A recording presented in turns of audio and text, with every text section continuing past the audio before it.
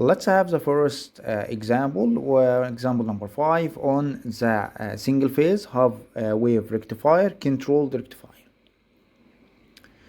Okay, so I put all of the formulas that I have explained or derived in the previous lesson. So as you can see here, we have in this example, we have a single phase half wave rectifier with a pure resistive load R, and delay angle is alpha equal pi over 2. Find the V average, I average, VRMS, IRMS. So what I'm going to do is that I'm just going to substitute in these equations. So V average, you can see equation of V average is V max over 2 pi 1 plus cosine alpha.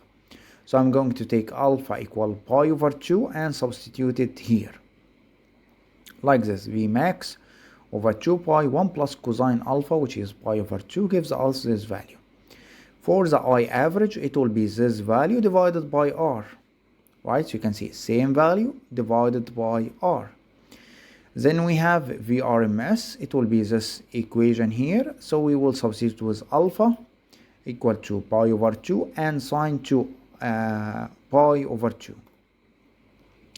2 alpha pi over 2, and here we have alpha pi over 2 gives us this value, and IRMS will be this value divided by R, like this.